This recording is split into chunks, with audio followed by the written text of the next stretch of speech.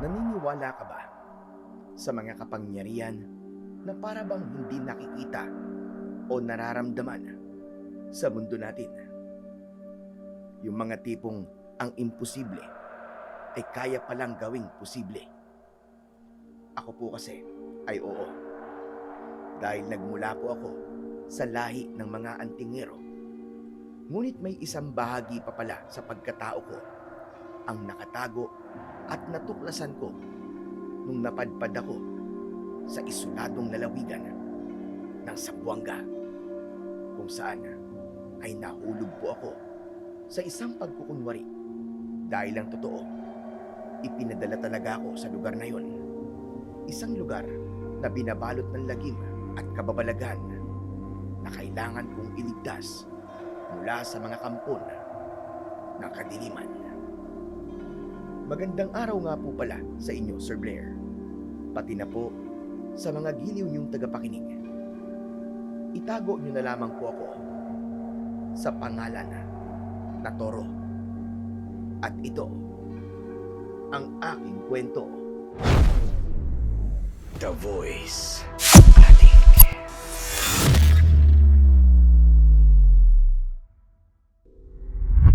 Pampihira ka naman, Ote po.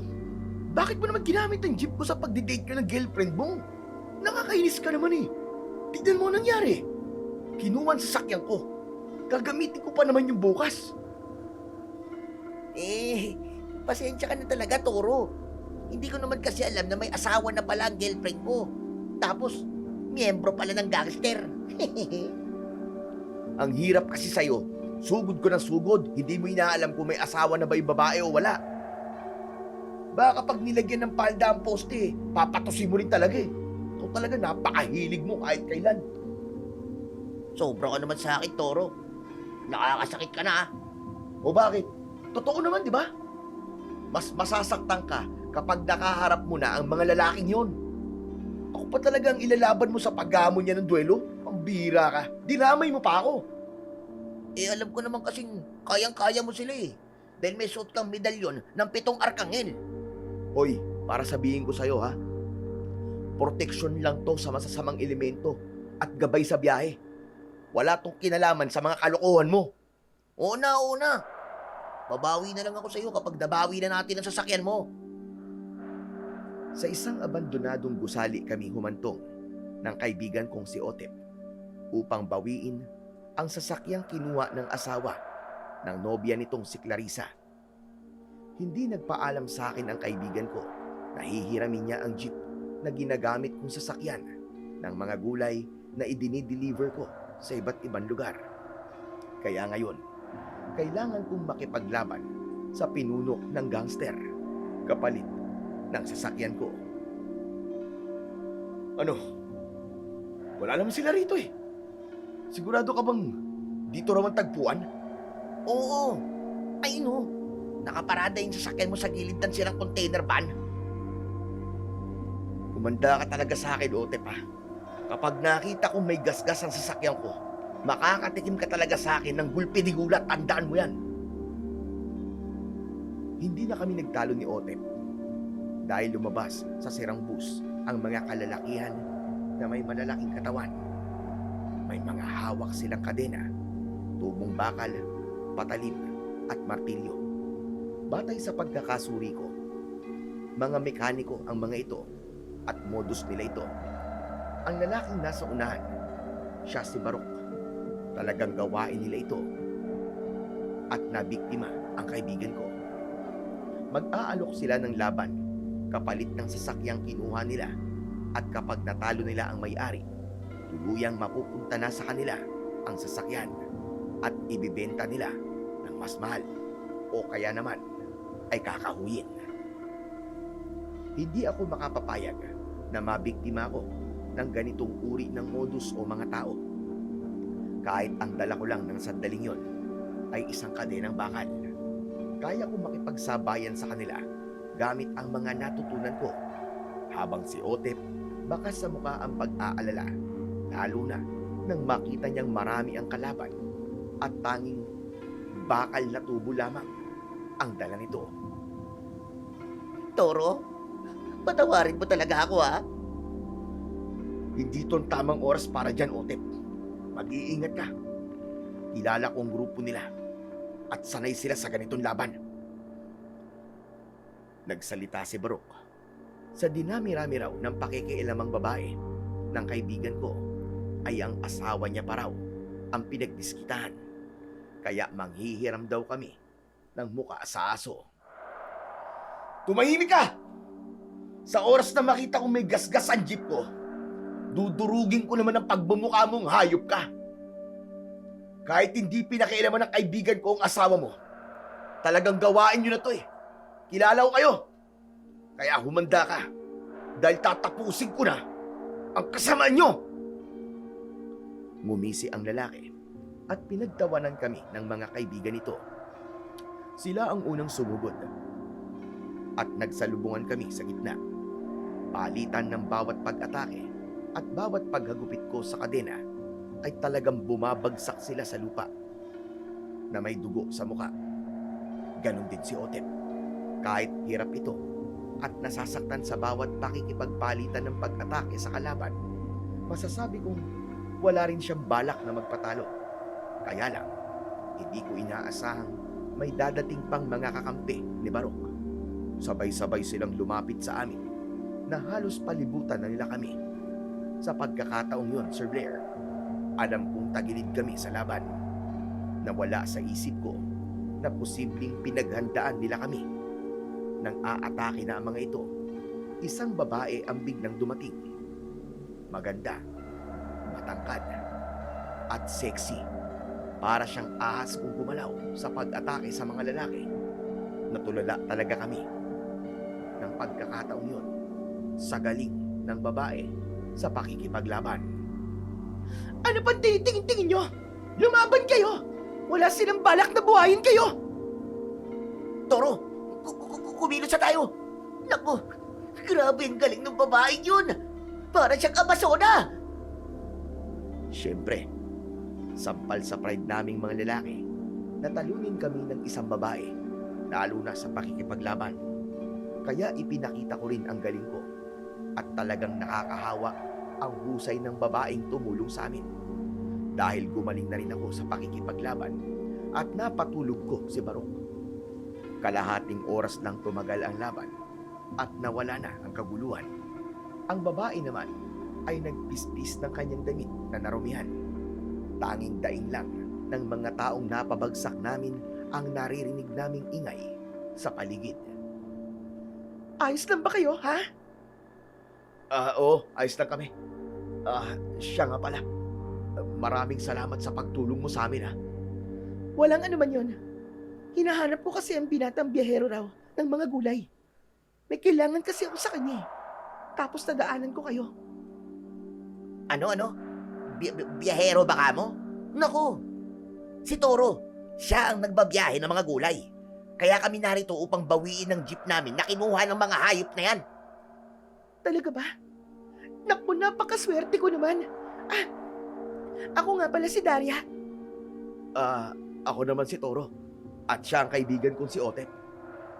Kinagagal ako kayong makilala.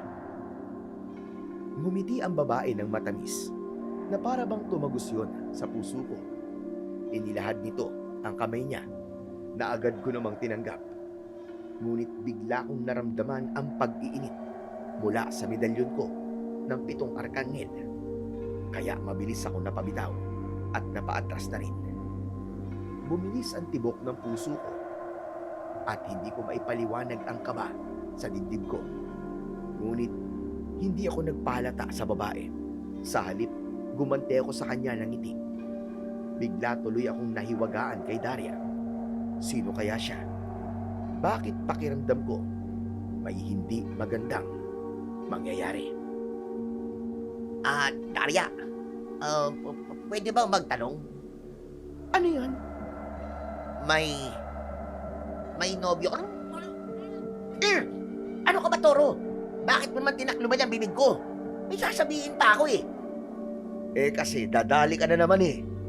Di pa nga tayo tapos sa gulong pinasok mo, gagawa ka na naman. Daria, pasensya ka na rito sa kaibigan kong pinagli sa Kambing ha? Naku, wala yun. Hindi naman siya papasa sa akin eh. O, narinig mo? Wala ka na. Kaya tumigil ka na. Ano ba kayo? Purong nagtatanong lang naman yung tao eh. Sus, tara na nga. Hihirit ka pa eh. Teka, sandali lang. Pwede ba akong sumabay sa inyo pag-uwi? Para pag-usapan natin ang tungkol sa ihaalok kong trabaho sa inyo. Yun ay kung payag ka, Toro. Ang totoo kasi niyan, wala akong matutuluyan ngayon eh. Hindi ako makapaniwalang walang siguradong tutuluyan na bahay, si Daria. Malakas ang loob nitong gumala sa lugar namin. Gayong nalaman ko na wala pala siyang kamag-anak dito. Ngunit iba ang kutob ko. Nagdududa pa rin ako sa pagkatao ng babae. Kaya lamang, masyado itong mapilit at nauna pang sumakay sa loob ng jeep. Kaya wala na rin akong nagawa, kundi ang isama siya sa bahay. Pagdating namin sa bahay, Sir Blair, ay inalok ko muna siya ng maiinom na kape. Ngunit tumanggi ito. Para ba itong nagmamadali at desperadong makuha ang serbisyo ko? Ano, Toro? Pumayag ka na sa alok ni Daria. Mataas ang alok niya. Sayang din yun. Halos doble ang bayad niya sa halaga ng presyo mo kapag nagbabiyahe ka ng mga gulay sa ibang tao.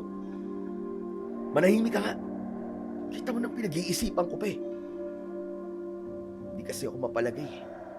Para bang nag-aalala ako na hindi ko maintindihan. Naku naman, sasayangin mo pa ba ang ganitong pagkakataon?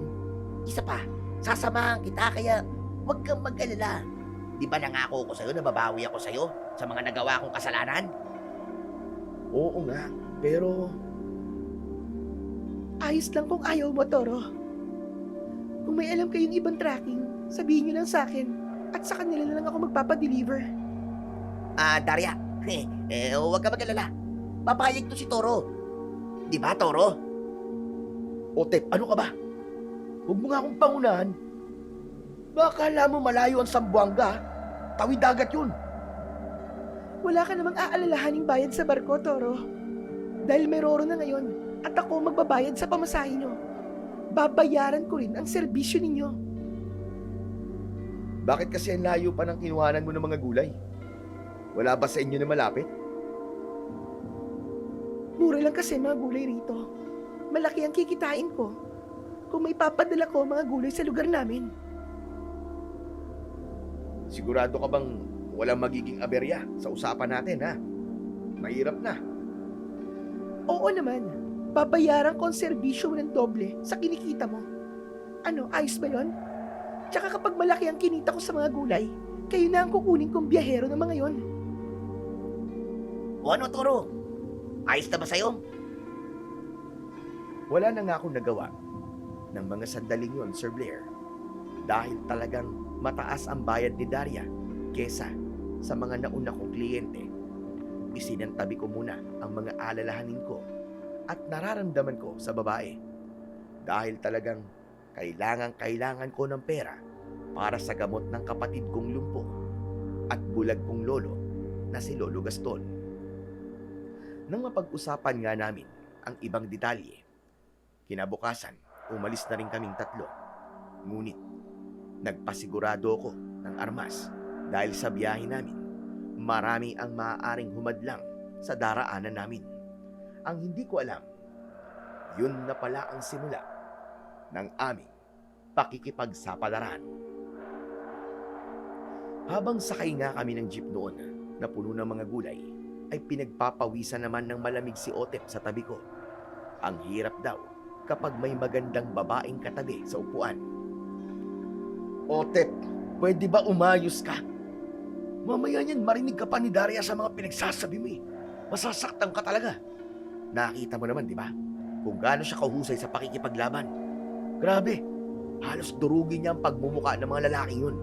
Gusto bang mangyari din sa iyon? Wala na nga dudurugin sa pagmumukha mo, idudurugin pa. Hindi, no? Hindi mo kasi naiintindihan ang nararamdaman ko eh. Ikaw kaya rito. Tsaka, humahanga lang naman ako sa kanya eh. Pambira kasi sa mga babae yung mahusay sa pakikipaglaban. Tapos, papera pa.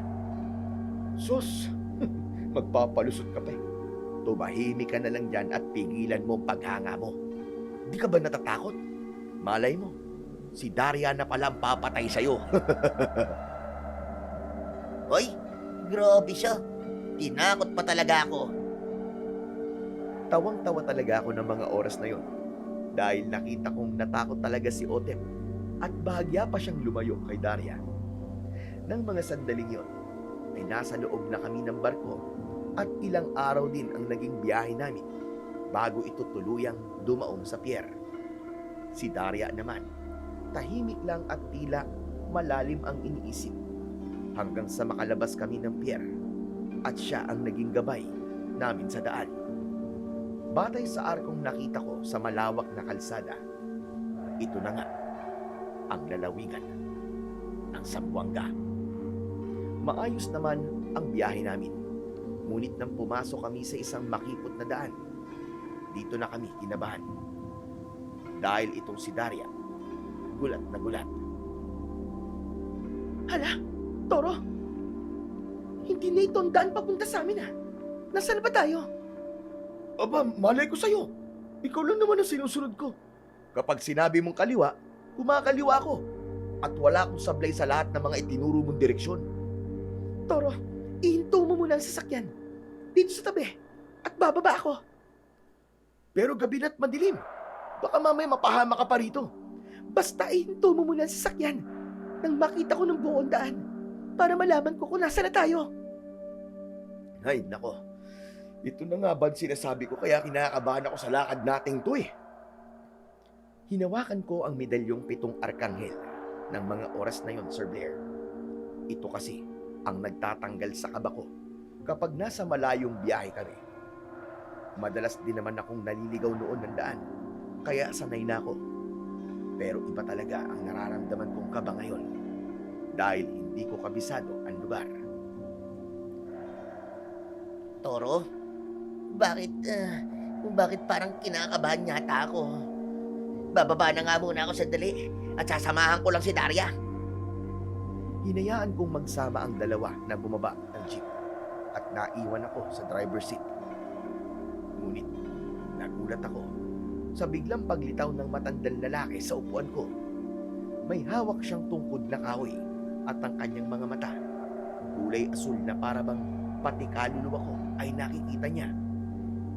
Nagsipagtaasan talaga ang mga balahibo sa katawan ko, Sir Blair, at hindi kagad ako nakapagsalita. Sa wakas, nagkita rin tayo at muli kang bumalik sa lugar na ito. Sino kayo? Paano kayo nakapasok sa loob ng jeep ko? At saan kayo dumaan? Balang araw, makikilala mo rin ako. Ngunit hindi mo na maiiwasan ang nakatakda sa kapalaran mo. Ang medalyong suot mo. Ingatan mong mabuti yan. Dahil sa pamamagitan yan, mahanap at makikilala kita. Ano pong ibig niyo sabihin? Ilang minuto lang ang kailangan kong itagal sa pakikipag-uusap sa'yo. Binabalaan kita. Huwag na huwag mong huhubarin ang medalyong suot mo. Dahil yan ang magliligtas sa'yo. Mag-iingat ka. Sa isang kisap mata, naglahok sa paningin ko ang matandang lalaki na para bang naging usok ito. Natulala talaga ako at hindi ako makapaniwala sa nakita ko. Kaya naman, bumaba ako ng jeep at inisip na baka pinaglalaroan lang ako ng paningin ko.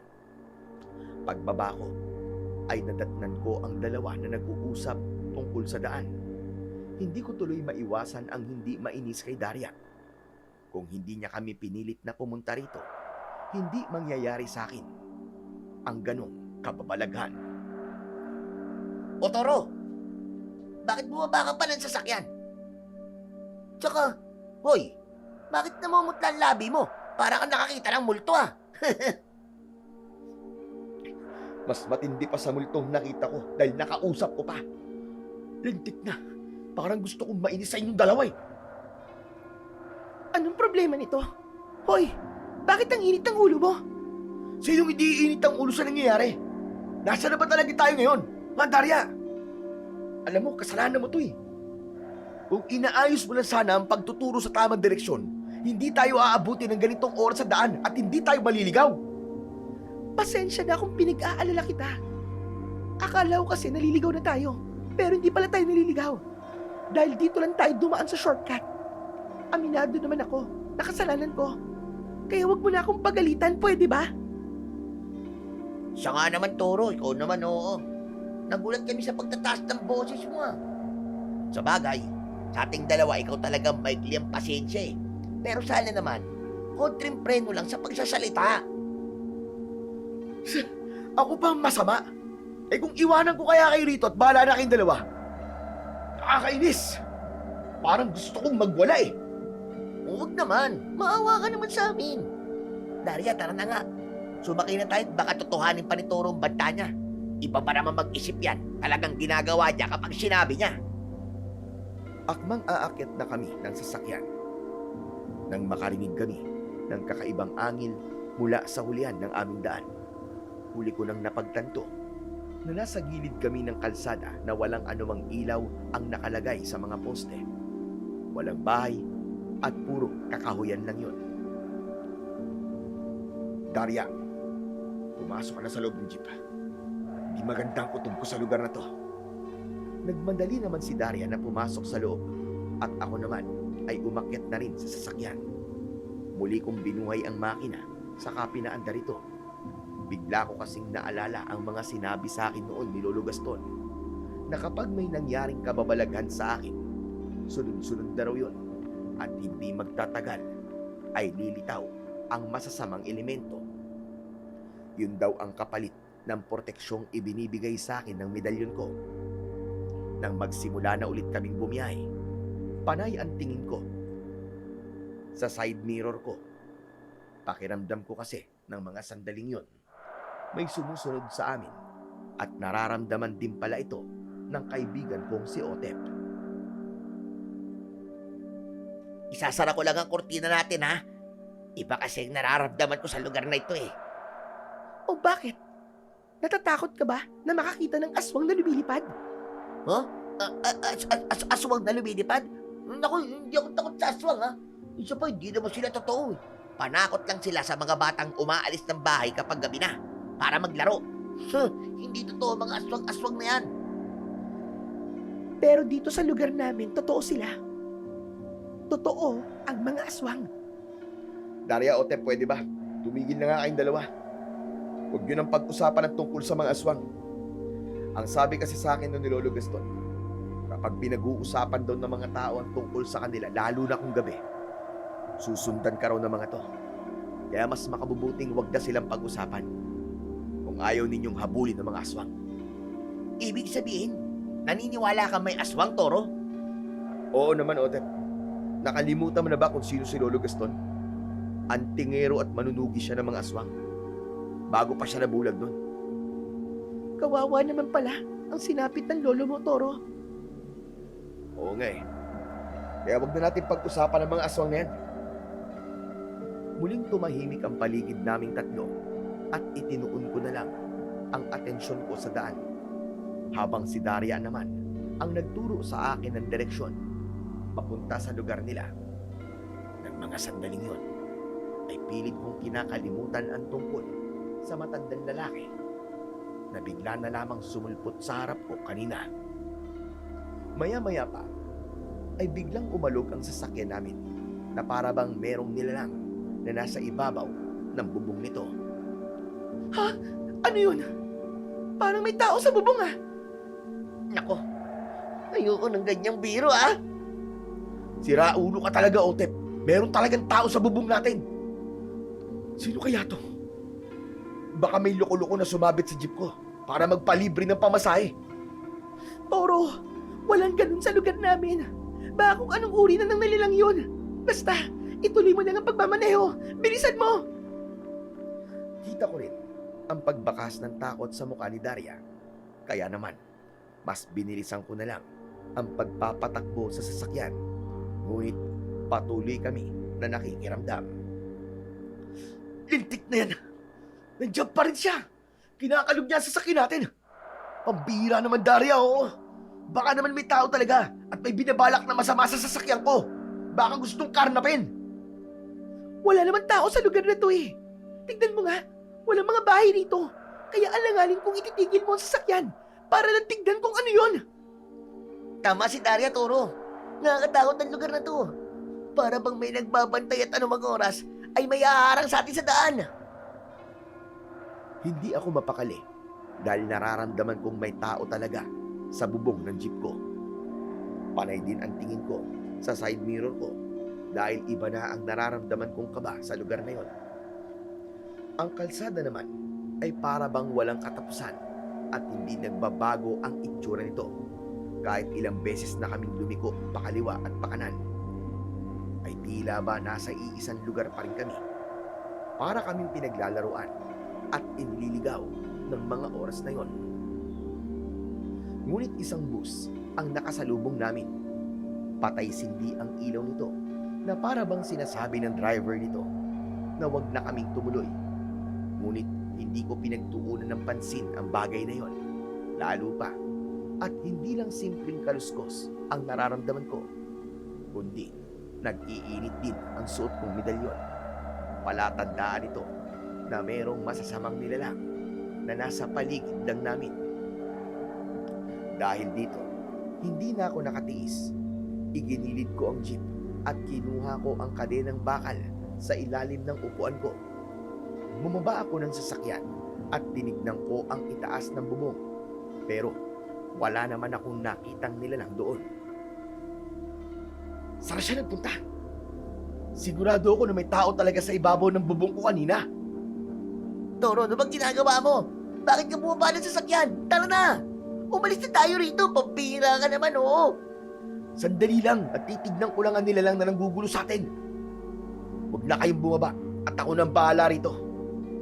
Toro naman, bumalik ka na rito. Tara na, umalis na tayo. Kinakabahan ako sa ginagawa mo eh. Baka mamaya, may nakaabang na sa'yong nilalang at papahama ka pa. Ngunit hindi ko pinansin ang mga sinabi ni Daria. Tuloy lang ako sa pag-ikot sa sasakyan ko at inilinga ko ang paningin ko sa paligid. Nang wala naman akong napansing kakaiba, ay muli akong bumalik sa loob ng sasakyan at pinaandar na ito. Ang ipinagtataka ko lang, Sir Blair, hindi nawala ang pag-iinit ng medalyon ko.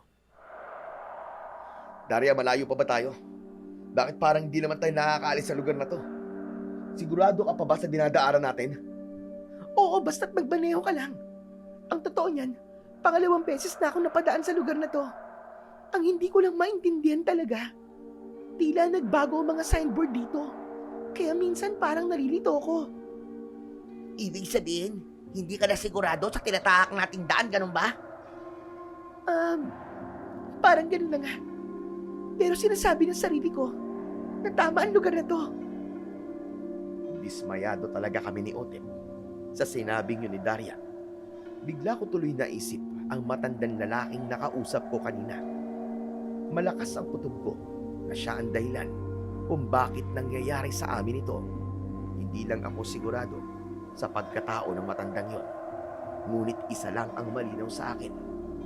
Hindi ordinaryong tao ang nagpakita sa akin. Maya-maya pa ay muling kumalog ang sasakyan namin at sa pagkakataong yon, para bang mas dumoble na ang bigat nito kumpara nung una. Ibig sabihin, 2 o 3 nilalang na ang nasa itaas ng bubong namin. Kaya itong si Otep agad na nagpanik at napakapit pa ng mahigpit sa braso ko. Toro, tama ka. May mga nilalang ka sa ibabaw ng bubong natin. Otep, kumalma ka nga. Tanggalin mo nga mga kamay mo sa braso ko. Ano ka ba? Para kang hindi lalaki ah. Duwag-duwag mo. Toro, hindi kaya may mga aswang sa bubong natin? Yan din ang nararamdaman ko kanina pa. Otep, umanda ka. Ilabas mo ang tubong bakal mo at ako naman ang gagamit sa kadena. Pakiramdaman natin ang mga kilos nila. Sige, Toro. Basta kalma lang kayo para walang mangyari sa atin sa daan. Pasensya na kayo dahil kasalanan ko to. Huwag kang humingi ng pasensya, Daria. Dahil hindi na nito mababago ang katotohanan na nasa panganib kami ngayon ng kaibigan ko nang dahil sa pagkakamali naming sumama sa'yo. Sinasabi mo bang kayo lang ang mapapahamak dito? Kasama niyo ako, di ba? Teka, sandali lang. Pwede bang wag muna kayo magtalong dalawa? Hindi ko naririnig ang ingay sa labas eh. Pasensya ka na, Otep. Ito kasing kaibigan mo eh. Palaging ipinamumuka na ako talaga may kasalanan sa mga nangyayaring to. Bakit? Totoo naman, di ba? At anong palagay mo sa akin, ha? Sira ang ulo na ipapahamak ko ang sarili ko. Hindi ko rin naman kagustuhan na nangyayari sa atin ngayon eh. Pero humihingi na nga ako ng pasensya dahil ako nga ang dahilan kung bakit narito kayo ngayon sa sitwasyong to. Pero hindi mo na kailangan ulit-ulitin pa sa akin dahil nakakasama ka ng loob eh. Ano ba? Tama na nga sabi. Magsitigil nga kayo. Alalahanin yung dalawa na nasa gitna nyo ako. Kapag nagsapakan kayo, paniguradong ako mabubugbog nyo. Kaya tumigil na kayo, parang awa nyo na. Oo na. Basta, naniniwala ako makakarating tayo ng ligtas sa pupuntahan natin. Sana nga. At hindi tayo malapa ng mga aswang na yan. Ano ba yan? Paano ba tayo napunta sa sitwasyong to? Ay nako ha. Bahala na nga si Batman. Halos yakapin ni Otep ang tubo niya dahil sa kaba. Habang si Daria naman ay tumahimik na sa upuan at panay na lang ang tingin sa side mirror sa tabi nito. Mukhang hindi rin niya inaasahan ang nangyayari sa amin ngayon. Gusto ko na nga talagang pakarurutin ang sasakyan upang mahulog na lang ang sino mang nasa bubong namin. Yes! Sa wakas may ilaw na mga poste sa bahagin to ng kalsada. Teka, anong nangyayari? Bakit kumukurap-kurap ang mga ilaw? Pati dito sa sasakyan natin, Toro. Anak naman ng putya, oh! Daria, ano ba klaseng lugar to? Nabibigon na ako, ha? Naiinis na ako! Ay, nako! Pinagsisisihan ko talaga na pumayag ako sa gusto niyong dalawa ni Otep! Pwede ba, Toro? Tumigil ka na ba? Walang magbabago kahit magwala ka pa sa galit. Kapag nagwala, ha? Kapag nagwala ako, nakakalimot ako sa sarili ko at baka kung ano na lang ang magawa ko sa'yo. O baka naman, baka namon lahat ng to. At isa kang aswang, Daria. Anong sabi mo? Alam mo, natatandaan ko nung una tayo nagkita eh. Uminit ang suot kong medalyon at kinabahan ako. Nangyayari yon kapag may aswang o di kaya naman ay may kinabibilangang hanay na lahi. Baka kampun ka rin ng kadiliman at kami ang ipapain mo para busugin ang mga alagad mo. Grabe. Ayos ka rin mag-isip, ano? Nagpaparatang ka na wala namang sapat na batayan. Sos, kunwari ka pa. Huwag ka na magmaang-maangan. Talaga bang inuubos mo ang pasensya ko? Gusto mo tapusin na natin to dito? Maglaban tayo! Toro naman. Huwag na nga kayo magtalo ni Daria. Pambira naman, oo. Para namang matagal na kayong magkakilala at kung magbangayan kayo dinaig nyo pa ang mag-asawa. Ano? Asawa?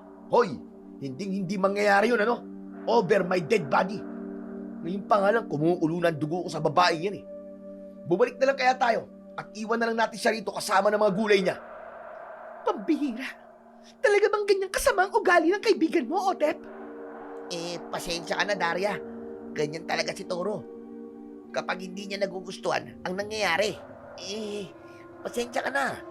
Pinanganak niya na habang bumabagyo at lumilindol eh. Hindi na natapos ni Otep ang iba pa niyang sasabihin dahil biglang may lumaylay na nilalang sa unahan ng aming sasakyan. Nakangisi ito at nakaharang sa harapan ko na salamin. Kaya naman, agad kong nakabig ang manibela para itabi ang sasakyan sa gilid ng kalsada. Kahit natatakot ako ng mga oras na yun sa regler, bumaba ako, dala ang aking kadena. Ano? Magpakita kang halimaw ka! Nasaan ka? Lumabas ka, hayop ka! Toro, ano bang ginagawa mo? Tara na, sumakay ka na rito! Ngunit bumaba na rin si Daria at lumapit sa akin. Panay din ang linga niya sa paligid dahil biglang nawala ang nilalang na pumigil sa aming sasakyan. Daria, sa palagay mo, anong uri ng aswang ang nakita natin kanina? Sa tingin ko, bagong yagaw siya ng aswang. Muli ako nagsisisigaw sa kalsadang yon habang hila ko ang kadenang bakal. Bumaba na rin si Otep pinagdala ang tubo at pinakiramdaman naming mabuti ang paligid. Malamlam noon ang ilaw sa mga poste, kaya pilit naming inaaninaw ang daan. Maya-maya pa ay lumitaw ang isang nilalang mula sa madilim na bahagi ng kakawian. Nagulat talaga kami sa itsura niya dahil mapupula ang kanyang mga mata, maitim ang kanyang balat at nakangisi siya habang nakalitaw ang malalagari niyang mga ngipin na may tumutulo-tulo at dugo. Umaangil ito kasama ang pagtulo ng kanyang laway. Anak naman ng putya, oo! Aswang nga! Aswang ang nanggugulo sa atin kanina pa! Toro, Otep, mag-iingat kayo. Ang kagaya niya ay sabik sa dugo at laman ng tao. May kakayahan din siyang tumalon na mataas at mabilis siyang kumilos. Kaya maging alerto kayo sa paligid. Ha? Anong gagawin natin? Ayun na siya, papalapit na siya sa atin. Akala namin noon, nag-iisa lang ito. Yung pala, mas marami ang nilalang na nasa likuran nito. At dahil doon, kinabahan talaga ako ng gusto. Dahil hindi sila normal na tao na kayang pabagsakin sa isang bigwas lang ng kadena ko. Kailangan nating umatras. Marami sila. Toro, kailangan natin bumalik sa jeep. Bibilang ako ng 3, ha? Mauna kay ni Otep. At ako ang harap sa mga aswang. Pero, Daria, anong gagawin mo? Baka mapahamak ka. Kaya ko to. Basta kahit anong mangyari, sumakay kayo ng jeep. Bilisan nyo! Wala na ngang maraming tanong. Agad akong sumang-ayon sa sinabi ni Daria. At pagbilang nga niya ng 3, ay mabilis akong tumakbo papasok sa jeep. Habang si Otep naman ay sumunod sa akin at naiwan si Daria na nakikipaglaban sa mga nayanggaw na pilit sumasampa sa sasakyan namin. Daria, tara na! Bilisan mo! Umaabante na ang sasakyan nang makahabol si Daria at naupo ito sa tabi ni Otep. Pinaharurot ko ang sasakyan kaya hindi na kami naabutan ng mga aswang na yanggaw. Nakatanaw lang sila sa amin hanggang sa tuluyan kaming makalayo at nawala sila sa paningin namin. Ngunit si Daria, nasugatan siya sa kanyang braso. Daria, ayos ka lang ba? Oo, ayos lang ako, Toro. Sobrang sakit lang pero kaya ko to. Huwag niyo na akong alalahanin. Pero, Daria, malalim ang sugat mo. Hindi rin tumitigil ang pagdurugo. Kailangan malunasan ka agad yan. Baka may laso ng kalmot ng yanggaw. Hahanap tayo ng pwede nating mahingian ng tulong. Huwag na. Kaya kong gamutin ang sarili ko. Habang nakatutok ang mga mata ko sa unahan ng sasakyan, tila nakita ko sa gilid ng mga mata ko na merong dinukot na maliit na bote si Daria sa kanyang bulsa. Pinatakan niya ang sugat niya. Saka nito pinunit ang laylayan ng kanyang damit para itali yon sa kanyang braso na agad naman siyang tinulungan ni Otep. Batay sa pagkakasuri ko sa dalaga, para bang sanay ito na masugatan. Dahil dito, mas lalo akong naintriga sa pagkatao ni Daria. Sino nga ba ang babaeng ito? Bakit pakiramdam ko marami siyang alam tungkol sa mga aswang? Toro, tuloy mo lang ang pagmamaneho. Malapit na tayo. Alam ko na ang kalsadang to. Malapit na to sa amin. Hindi na ako nagsalita dahil ayoko nang pagsalitaan ng masakit ang dalaga. Nasugatan siya dahil sa amin, kaya para namang nakukonsensya ko. May mga ilaw na sa kalsadang tinatahak namin at may mga sasakyan na kaming nakakasalubong. Madaling araw na nang pumarada kami sa tapat ng kainan para makapag-almusal. Dinalahan ko na lang ng pagkain sa sasakyan si Daria dahil alam kong iniinda pa rin ito ang sugat niya sa braso. Oh, ito Daria, kunin mo. Mainit na lugaw at puto para sa'yo. Salamat. Siya nga pala. Ano kasi, pasensya ka na sa mga nasabi ko sa'yo kanina. Huwag mo nang isipin yun. Nabigla lang ako pero Daria, hindi mo dapat sinugal ang buhay mo para sa amin. Mas mahihirapan akong tanggapin kung may nangyaring masama sa'yo. Ay, oo nga pala. Ibinili na rin pala kita ng gamot kaya kainin mo ng lugaw para makainom ka na ng gamot. Maraming salamat sa gamot, Toro. At pasensya ka na rin sa mga nasabi ko sa'yo.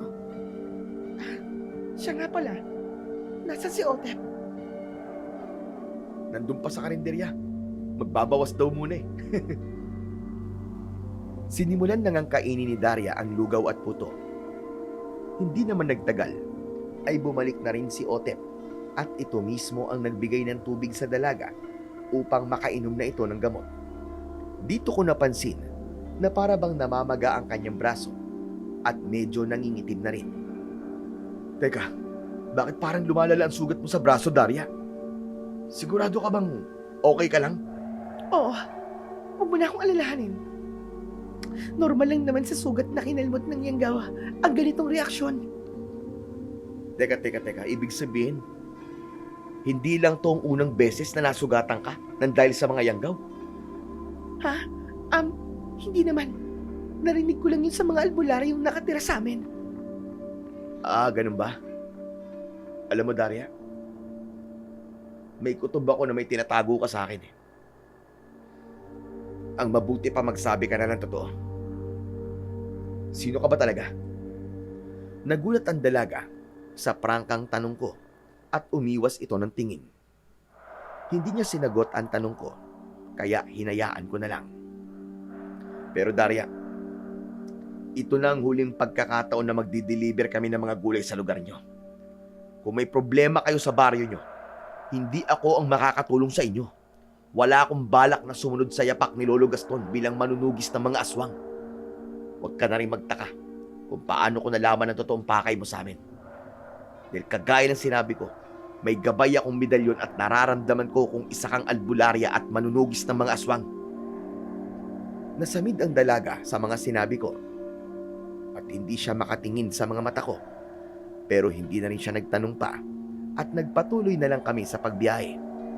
Si Otep naman ay hindi makapaniwalang isang albularya at manunugis ng mga aswang ang dalaga. Hindi nga nagtagal ay ligtas naming narating ang lugar ni Daria. Ngunit kakaiba ang lugar na yon. Tahimik, magkakalayo ang mga bahay at wala kaming nakikitang mga halaman kagaya ng mga gulay. Puro talahib at matataas na puno lang ang naroon.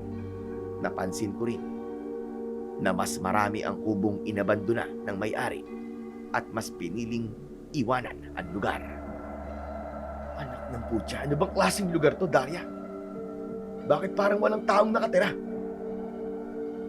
Dahil halos lahat ng mga taong nakatira dito, Toro, nasa piling ng hari ng mga aswang. Lahat sila ginawang alipin at konti na lang kami nakatira dito. Hindi magtatagal, magiging tirahan na lamang to ng mga yanggaw. Ano? Bakit di pa kayo umalis dito? Bakit nagtitiis kayo dito? Dahil wala na kaming ibang mapupuntahan. Isa pa, hindi namin maiwan ang kamag-anak naming nabihag ng mga aswang. Pero, aasa na lang yata kami sa wala. Toro, doon mo na lang iparada ang sasakyan sa tapat ng bakod na gawa sa kawayan. Parang pinipiga ang puso ko dahil sa awa nang makita ko ang sitwasyon ng mga tao sa lugar na yon. Lalo na nang mag-agawan ang mga ito sa pagbili ng mga gulay kay Daria. Tila ba yun ang unang beses na makakakain sila ng mga sariwang gulay. Maya-maya pa ay may lumapit sa akin na isang lalaki. Tumulong siyang magbaba ng mga gulay, kagaya ng patatas at sayote. Mukhang malayo pang pinanggalingan ng mga to ah. Kumusta naman ang biyahe nyo papunta rito? Ayos lang naman. Siya nga po pala. Marami pong salamat sa tulong nyo sa pagbaba ng mga gulay. Nako, maliit na bagay. Pabor din sa amin ang pagdating nyo dito eh. Dahil wala talagang pumapasok na biyaherong kagaya nyo sa lugar namin. Ang totoo niyan matagal na kaming kinalimutan ng ahensya ng gobyerno. Kaya mga tao rito, sabik sa gulay mula sa ibang lugar. Palagi kasing karne ang kinakain namin dito. Tignan mo mamaya lang. Ubus na ang mga gulay. Hindi nga nagkamali ang lalaki. Naubos kagad ang mga gulay at isa-isang nawala ang mga tao, maging ang lalaking nakausap ko kanina. Pagsapit naman ng tanghali, ay iniabot sa amin ni Daria ang bayad. Sa pagkakataong yun, handa na kami para umalis. Toro, bukas na lang kayo bumiyahe para siguradong araw pa kayo dadaan sa dinaanan natin kagabi. Toro, tama si Daria.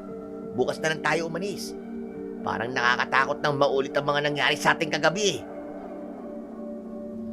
Sa bagay, may punto kayo. Pwede namang magpalipas tayo dito ng gabi. Siya nga pala, Daria. Kilala mo ba yung lalaking nakausap ko kanina? Yung taong tumulong sa atin sa pagbaba ng mga gulay? Hindi eh. Teka, bakit mo na itanong? Iba kasi ang nararamdaman ko sa kanya eh.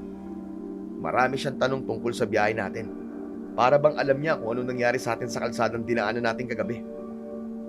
Ha? Sigurado ka ba? Hindi kaya si Darman ang nakausap mo?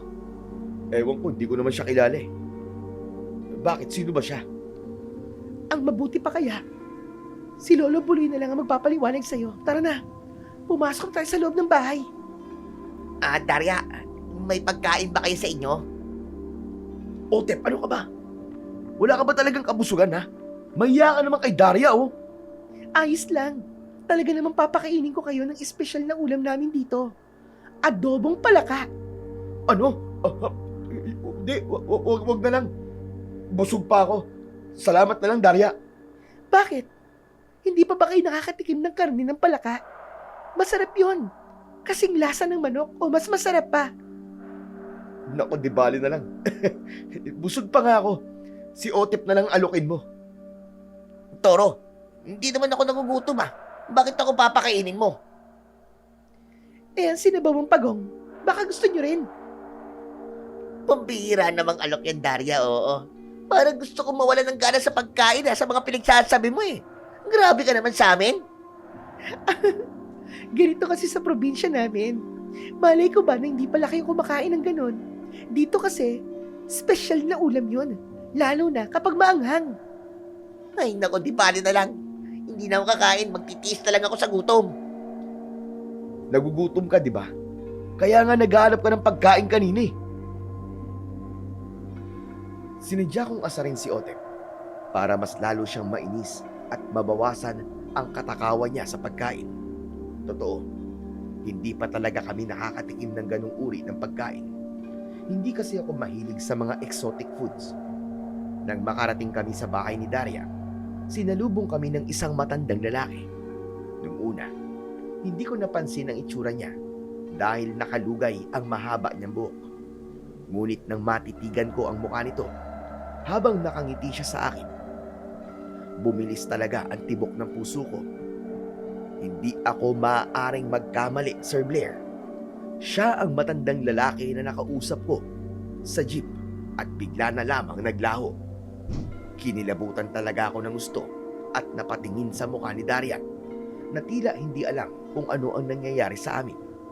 Kaya itong si Otep, binasag niya ang katahimikan sa pagitan namin ng matanda. Toro, huy, ano ba nangyari sa'yo? Bakit ganyan ka kumakatingin kay Lolo Buloy? Toro, yung pala ang pangalan mo, Iyo. Parang kagaya sa kalabaw na matapang at handang pumatay ng kapwa niya kalabaw. Halina kayo sa loob at may pagkain akong inihanda para sa inyo. Ayoko. Aalis na lang po kami.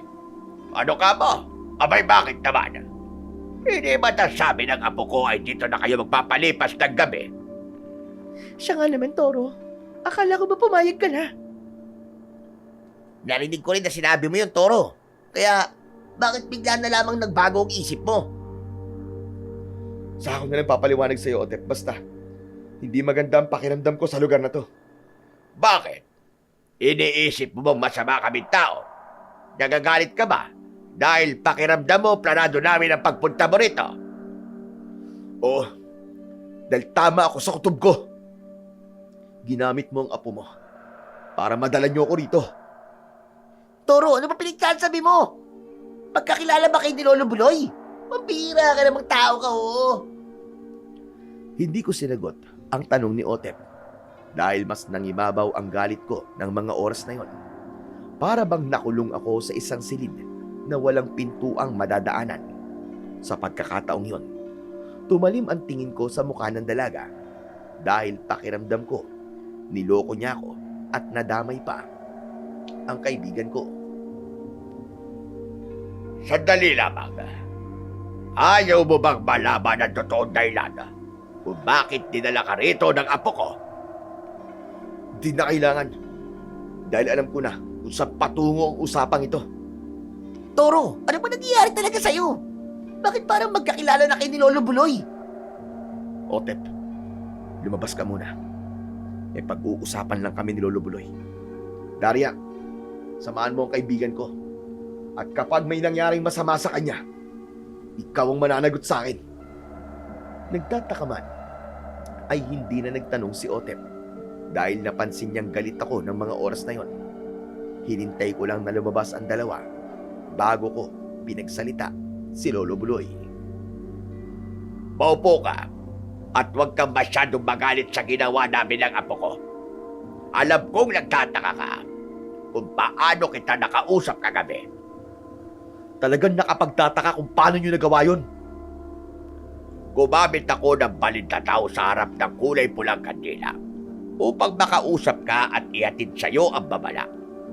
Kilala ko ang may-ari ng medalyong 7 arkanghel. Tagapagmana ka ni Gaston. Teka, paano niyong nakilala si Lolo Gaston? Matali ko siyang kaibigan. Kagaya ko, isa rin siyang salamangkero at antingero. Alam ko po na antingero si Lolo Gaston. Pero hindi ko alam na may kaibigan siyang kagaya niyo. Hindi ko rin alam na isa siyang salamangkero. Lolo Buloy, gusto ko pong malaman kung ano ang ibig sabihin ng salamangkero. Ang kagaya naming salamangkero ay isang individual na may kakayahang manipulahin ng iba't ibang uri ng elemento ng kalikasan.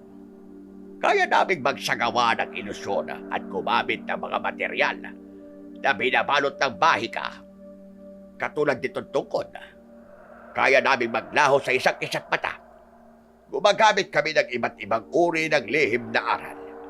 Mapakaliwa man o kanan. Ang aming mga mata ay nagtataglay ng kapangyarihan na kayang makakita ng mga nilalang na hindi nakikita ng mga ordinaryong tao. At ito ang dahilan kung bakit madali naming nakikilala ang taong may dugong salamangkero. At ikaw yon. Ako po? May dugong salamangkero? Pero paano naman po nangyari yun? Dahil ikaw ang itinak ng papatay sa hari ng mga aswang na ugot. Ano ho? Aswang na ugot? Anong uri naman po yun ng nilalang?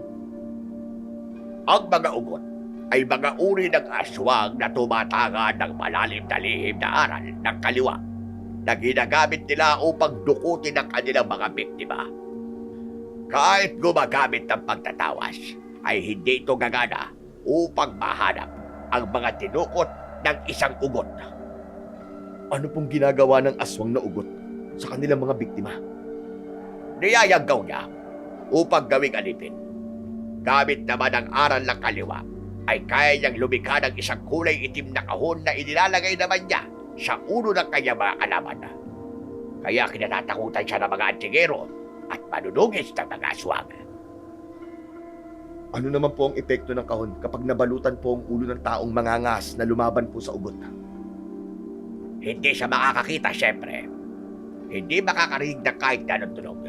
Hindi makakakain at hindi makapagpapahinga. Mababasag ang espiritu ng mga biktima at susuko ito sa mga ugot. Sila rin ang dahilan kung bakit nabulag si Gaston. Teka, paano po nangyari yun? Nangyari yon habang itinatakas kanya paalis dito. nabalutan ng kahon ang ulo ni Gaston at upang makalaya siya sa kapangyarihan ng ugot, kailangan niyang isakripisyo ang kanyang paningin. Pero bakit po kami tinutugis ng hari ng mga aswang? Dahil nalaman ng hari ng mga ugot na isinilang na ang batang papatay sa kanya. At ikaw yon. Nagtulong-tulong ang mga tao para makalayo ka sa lugar na ito upang sa pagbabalik mo, ikaw mismo ang papatay sa hari ng mga aswang na ugot. Ibig niyo pong sabihin, dati talaga akong taga rito? Oo. At ngayong nandito ka na, iligtas mo kami laban sa mabagsik na hari ng mga ugot na si Tarman. Bihag niya ang apo kong si Alex, kapatid ni Daria. Pilit kang ipinapahanap sa amin ni Tarman at kapag hindi ka namin nahanap, gagawin niyang alipin si Alex laban sa amin. Patawarin mo kami kung kailangan namin gawin ito. Ayaw naming maulit kay Alex ang nangyari noon sa mga magulang ni Daria. Hindi ako makapaniwala sa mga narinig ko mula kay Lolo Buloy. Tila nawala ang galit at napalitan yun ng konsensya tungkol sa pagkabulag ni Lolo Gaston. Pakiramdam ko, Sir Blair, kasalanan ko rin ang nangyari sa mga magulang ni Daria. Toro, ikaw na lang ang pag-asa namin. Sana tulungan mo kaming babawi si Alex. Hindi ko kayang labanan si Tarman ng mag-isa. Dahil hindi nakakayanin ang katawan ko na dalhin ang kapangyarihan at salamangka. Matagal akong hindi nakapagsalita nang sabihin sa akin yun ng matanda. Hindi matanggap ng isip ko ang mga natuklasan ko mula sa totoong pinanggalingan ko. Kung nagpaalam sana ako kay Lolo Gaston kung saan lugar ako pupunta, tiyak na pipigilan niya ako. Ngunit hindi ko naman kayang dalhin sa konsensya ko na may mapapahamak ng dahil sa akin. Tiyak na ginagamit lang ng hari ng mga ugot ang mga biktima upang palabasin ako at patayin. Pagkatapos naming mag-usap ng matanda, ay kinausap naman ako ni Daria. Sa pagkakataong yon, kasama namin si Otep at ipinagtapat ko na rin sa kanya ang buong katotohanan. Pasensya ka na sa ginawa ko, Toro. Desperada na kasi akong mailigtas ang kapatid ko. Kaya nang makita ko medalyong 7 arkanghel sa leeg mo, nagkaroon ako ng pag-asang maililigtas ko ng kapatid ko. Pero sana, Daria, naging tapat ka na lang nung una tayo nagkita. Nang hindi ako nabigla sa mga natuklasan ko. Ilang beses kitang tinanong, pero hindi ka sa akin nagsabi ng totoo. Kung sinabi ko naman sa'yo ang totoo, tsak na hindi ka sasama. Pasensya ka na rin, Otep, kung pati ikaw ay nadamay sa problema namin. Ano pa nga bang magagawa ko? Narito na ako sa lugar niyo eh. Hindi nga ako makapaniwalang taga rito rin pala si Toro. Daria, hindi mo masisisi si Otep kung magalit man siya sa'yo. Dahil kahit ako nagagalit din ako sa ginawa mo, totoo yun. Pakiramdam namin nahulog kami sa isang patibong. Pero huwag ka mag-alala. Handa naman akong tulungan kayo nang bawi ang kapatid mo sa mga aswang. Kung ako lang talaga ang masusunod, uuwi na kami. Makapangyarihan naman si Lolo Buloy eh. Bakit di na lang siya ang bumawi sa kapatid mo? Dahil hindi niya na kayang labanan ng hari ng mga aswang na ugot. Tanging ang taong itinakda lang ang makakatalo sa mga aswang at makakabawi sa kapatid ko. Si Toro lang. Siya lang ang makakatalo kay Tarman. Bakit ang kaibigan ko pa? Marami namang dapat na gumawa niyan dito, di ba? Lalo ka na. Magaling ka namang lumaban at isa ka rin namang manunugis ng mga aswang kagaya ng sinabi mo kanina. Bukod doon, hindi biro ang pagiging albularya mo. Bakit hindi na lang ikaw ang magligtas sa buhay ng kapatid mo? Kung kaya ko lang, hindi na ako magpapakapagod na lumuwas ng Maynila para hanapin si Toro at pagpanggap na isang ordinaryong babae. Kaya lang, wala akong dugong sa lamangkero. Hindi ko yun namana. Kaya mo na, Otep. Ito talaga nakatakda para sa akin. Isa pa. Dahil kay Lolo Buloy, kaya buhay pa kami hanggang ngayon ni Lolo Gaston. Sila naman ang nangangailangan ng tulong ko ngayon. Kaya hindi ko yun ipagkakait sa kanila. Sinasabi mo ba talaga na mananatili tayo sa lugar na to? Oo, Otep. Kaya pasensya ka na. Gaano naman katagal? Kapag nabawi ko na ang mga biyag. Bumakas ang pag-aalala sa mukha ni Otep habang si Daria naman ay natuwa sa sinabi ko. Pagsapit naman ng gabi ay hindi ako dinalaw ng antok. Nag-aalala pa rin ako kung tama ba ang naging desisyon ko dahil sadyang madadamay ang kaibigan ko. Kaya naman bumangon ako sa higaan at hinawakan ko ang medalyong 7 arkanghel. Isinigawa ko ang utob na orasyon para sa aking agimat at humingi ako ng gabay sa Panginoong Diyos. Ngunit habang nagdadasal ako, bigla akong nakarinig ng sigawan ng mga tao sa labas. Kasunod nito ay pumasok ang maglolo at nag-aalalang kinausap ako. Nagising naman si Otep. Lolo Buloy, ano po nangyayari sa labas? Bakit parang nagkakagulo ang mga tao? May natagpuan na naman patay sa labasan. Halina kayo. Sumama kayo sa akin para makita ninyo. Lo, sasama po ako sa inyo. Lihim kong ibinulsa ang kadenang bakal at sumama ako sa matanda patungo sa pinagmumulan ng ingay ng mga tao. Nakita namin agad na merong pinag-uusungang bangkay ang mga tanod. Inilapag nila ito sa banig na gawa sa abaka at nakakabingi ang hiyaw ng mga taong namatayan ng kaanak. Yakap nila ang wala ng buhay na katawan ng isang padre di pamilya habang galit na galit ang mga ito na isinusumpa ang aswang na ugot. Grabe, ang lupit ng aswang na yun, Toro. Ubus talaga ang lamang loob ng biktima. Tapos ang kanyang mga mata, dinukot din at binutas pa ang likod ng ulo niya. Dahil kinakain nila ang utak ng kanilang biktima. Lalo na kapag kalahi ng albularyo. Kaya nakikiusap ako sa iyo, Toro.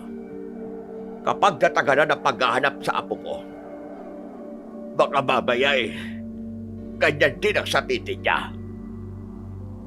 Napahagulgol naman ng iyak si Daria nang sabihin yun ni Lolo Buloy. Nakuyom ko ang kamao ko. Hindi ako sanay na may taong mapapahamak ng dahil sa akin.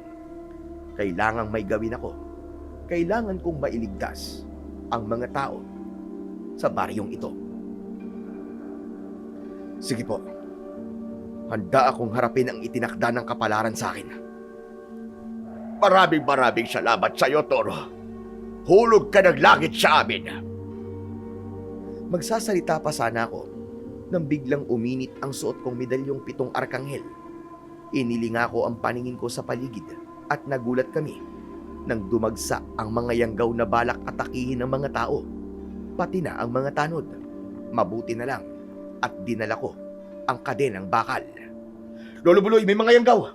Otep, sumama ka sa mga tao, umatras kayo! Bilisan nyo!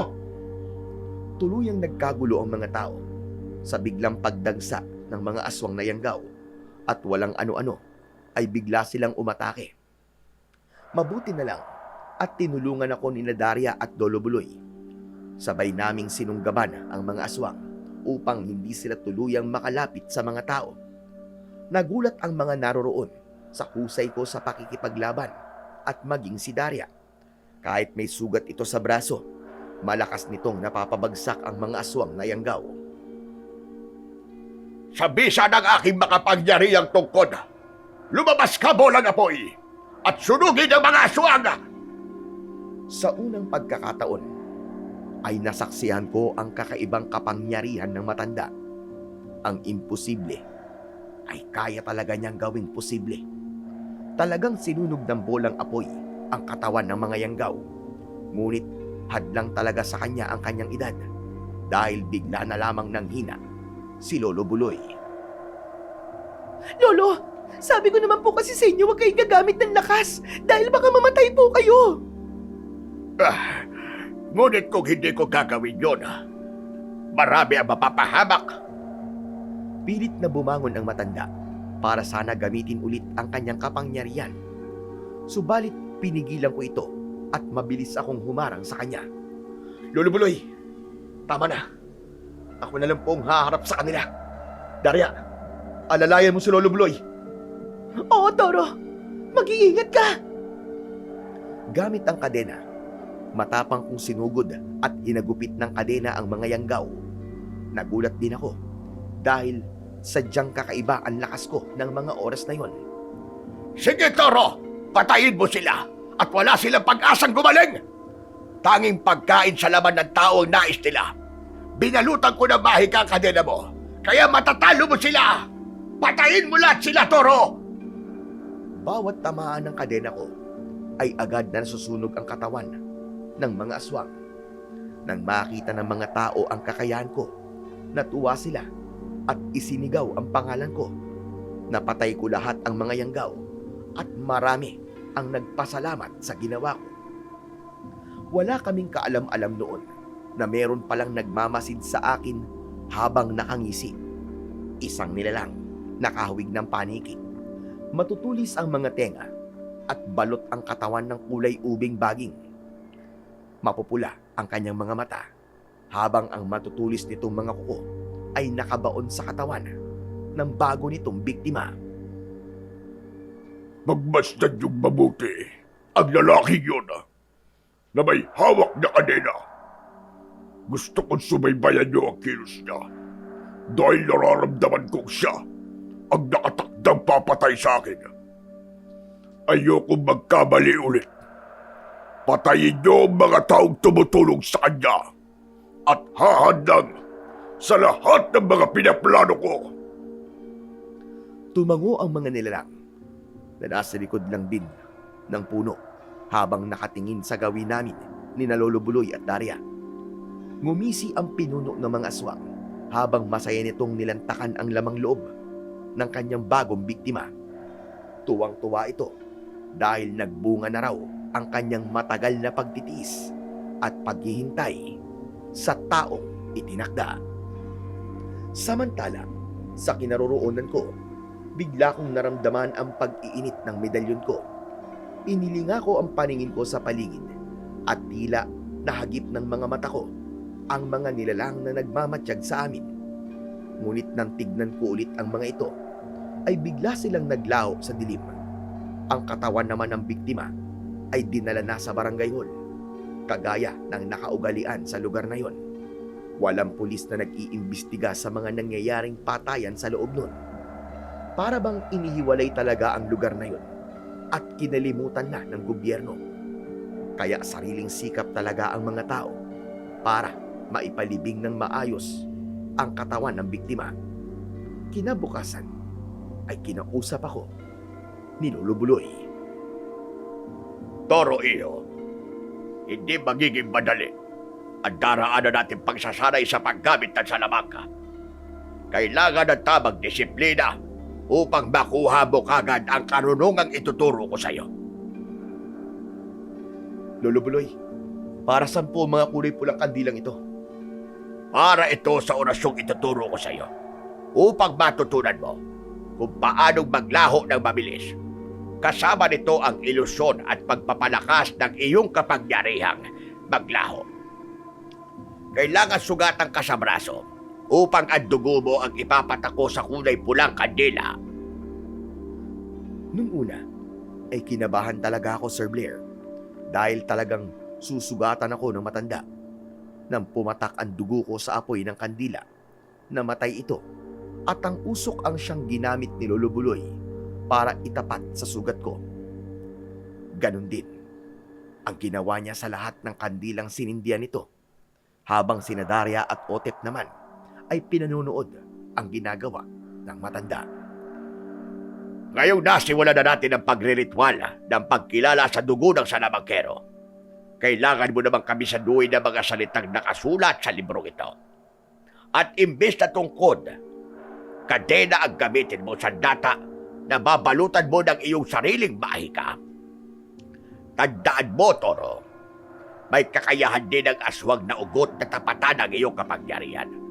Ngunit kung mauunahan mo siya, ay hindi siya mananalo sa kapangyarihan mo. Bigla naman po akong kinabahan sa sinabi niyo, Lo.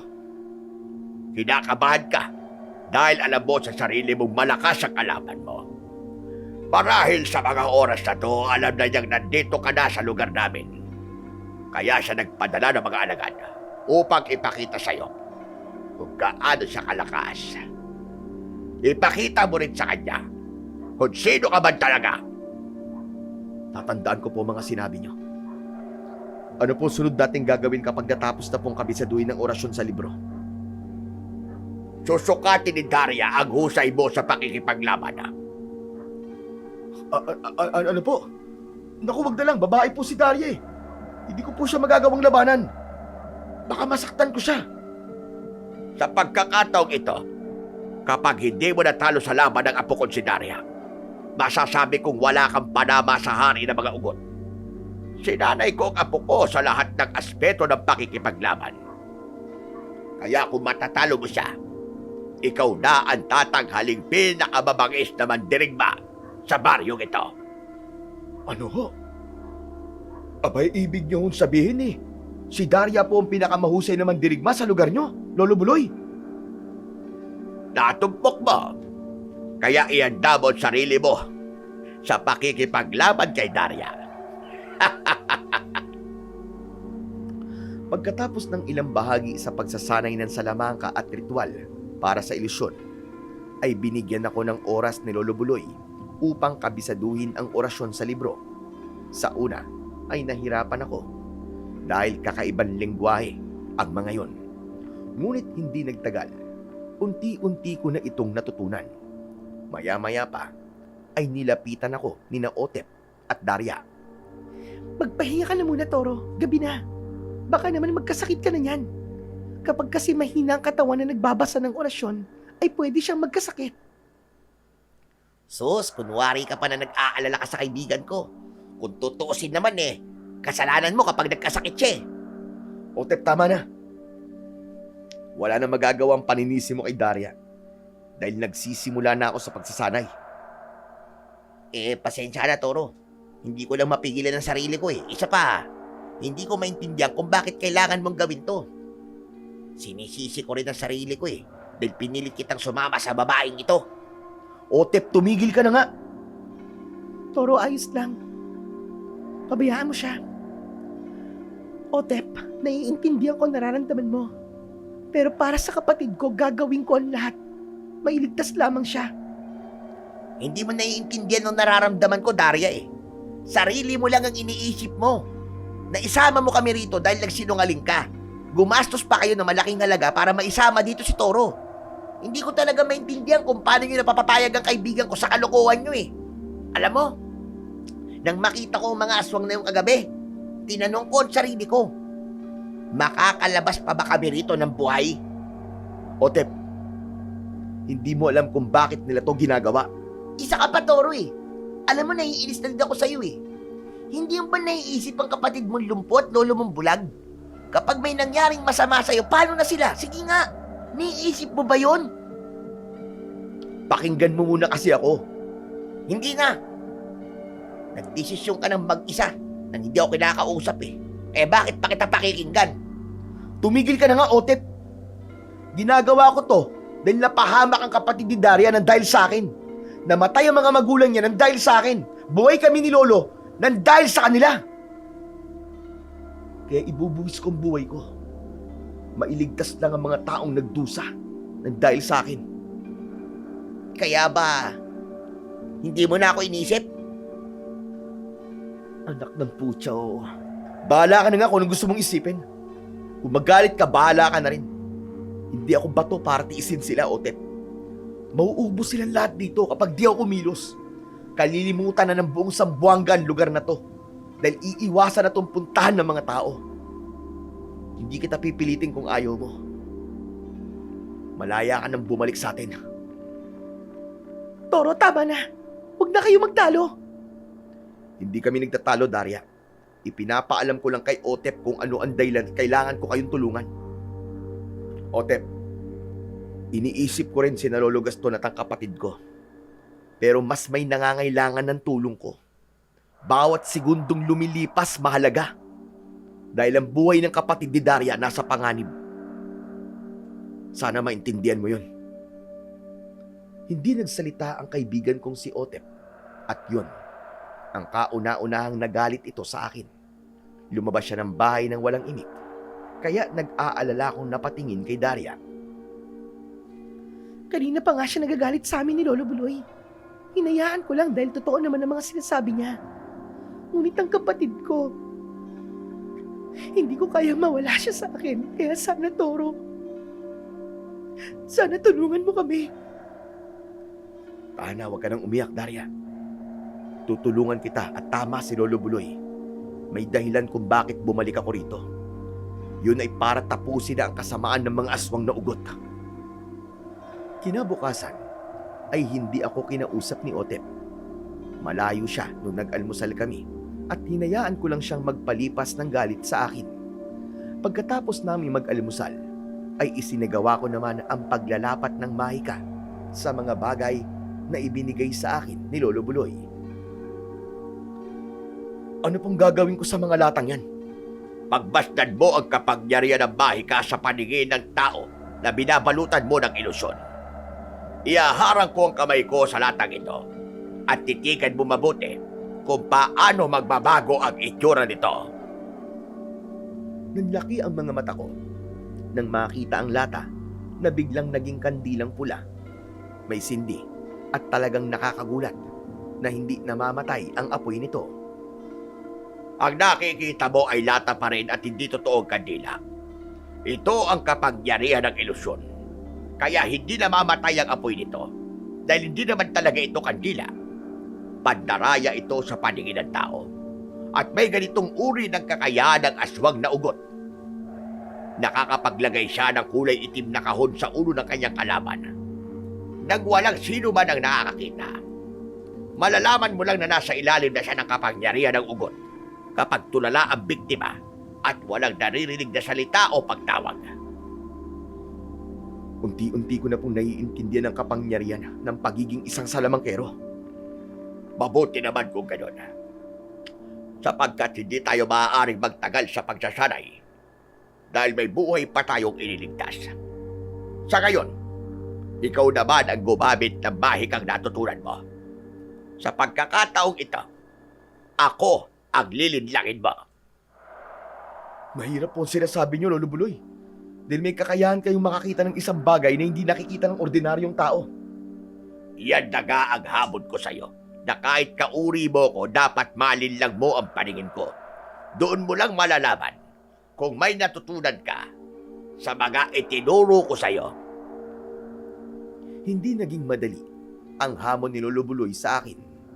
Tanging sina Daria at Otep lang ang naninlang ko. Ngunit nang mag-focus ako sa ginagawa ko, mukhang nadaya ko rin ang paningin ng matanda. Ano po ang tingin niyo sa hawak ko, Lolo Buloy? Kahoy na maraming tinik at may buhay na sa dulo. Ayos, nagawa ko.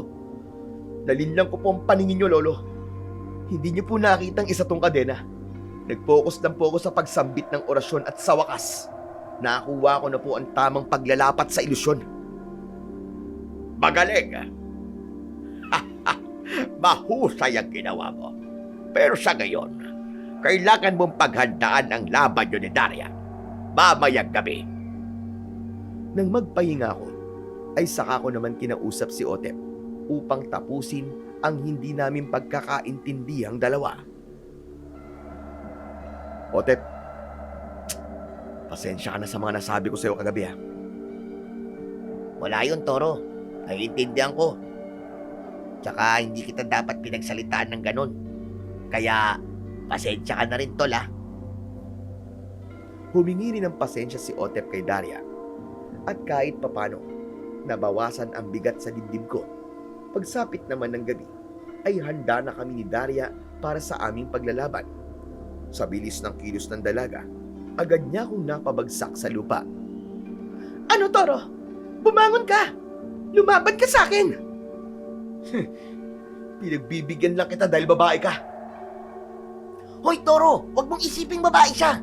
Babalian ka niya ng buto kapag nagpatalo ka! Tamang sinabi ni Otep, Toro. Sa laban, Walang babae at walang lalaki. Walang kaibigan at walang kapatid. Kaya salagin mo ang bawat pag-atake ko. Hetong sa'yo! Gamit ang kamao at paa namin, ay nagpalitan kami ng pag-atake ni Daria. Talagang nahirapan ako dahil sadyang mahusay siya. Halos kasindulas siya ng ahas at hindi ko siya mahawakan. Madali niyang nababali ang kanyang katawan na kayang kumalas sa mahigpit kong pagkakakapit sa kanya. Ang kanyang mga paa naman parang elastic na kung pumitik ng mabilis. At sa laban namin yun ni Daria, tuwang-tuwa si Lolo Buloy. Ngayon alam mo na, Toro, kung bakit si Daria ang pinakamahusay na manunugis na mga aswang sa lugar namin. Kaya patunayan mo na kaya mo siyang pamagsakin. Muli kaming naglaban ni Daria at pinag-aralan kong mabuti ang mga galaw niya. Hindi ko mahuli ang mga kamao niya, kaya iniwasan ko na lang ang bawat pag-atake niya at nang makahanap ako ng pagkakataon, pinatamaan ko siya ng suntok sa kanyang balikat at sa kanyang tagiliran. Dahil sanay ito sa laban, hindi ito masyadong ininda ang pag-atake ko. Kailangan maging matapang kahit pamilya mo, ang kalaban mo. Kapag dumating ang oras na mismong kapatid mong kakalabanin mo, magiging handa ka sa damdamin mo. Kaya sige lang, huwag mong isipin na babae ako. Gawin mo kung ano ang mga naituro sa'yo noon ni Lolo Gaston. Inisip ko na lang na si Daria ay isang aswang na kailangan kong talunin.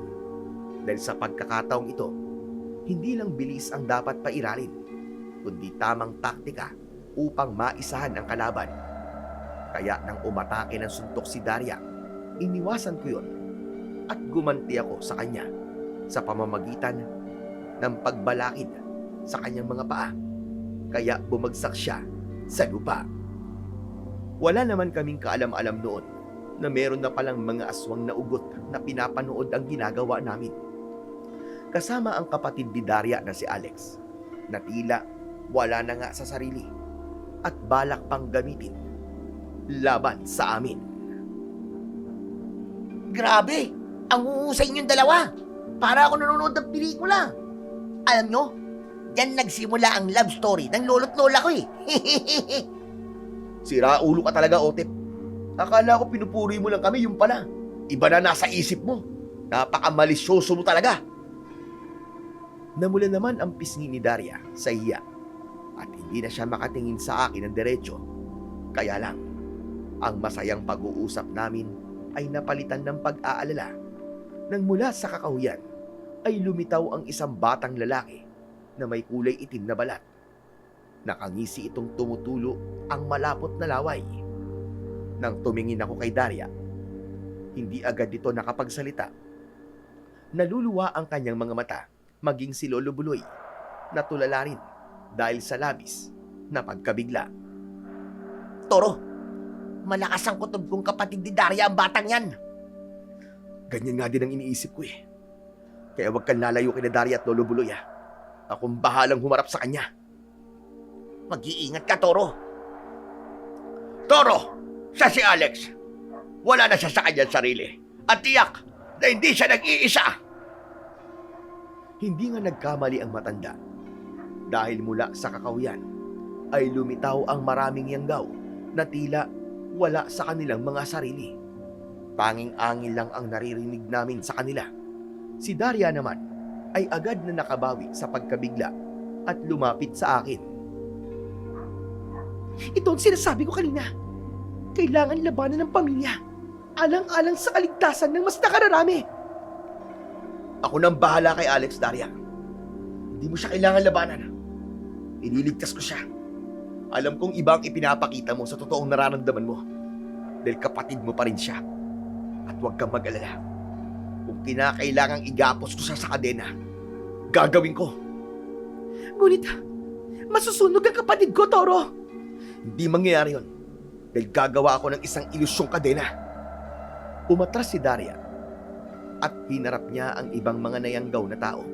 Habang si Lolo Buloy naman ay gumamit ng kapangyarihan sa pamamagitan ng kanyang tungkod laban sa mga ugot. Ako naman ay agad na nakagawa ng ilusyong kadena para igapos si Alex. Ngunit nagulat ako dahil may kakayahan din pala ito ng kagaya ng kay Daria. Kaya lubha kong nahirapang igapos siya. Anak naman ng 10 tipaklong, oh! Pinagmumukha niyo talaga akong mahina pagdating sa kakayahan niyo magkapatid eh!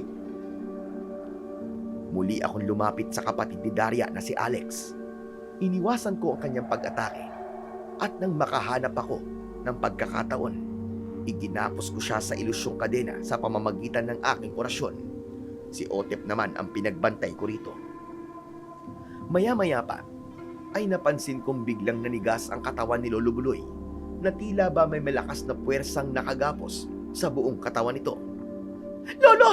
Ano po nangyayari sa inyo? Nang hindi sumagot ang matanda at panay lang ang pagpupumiglas nito, sumambit ako ng orasyon at nakita ko ang kulay itim na kahon na nakalagay sa ulo nito.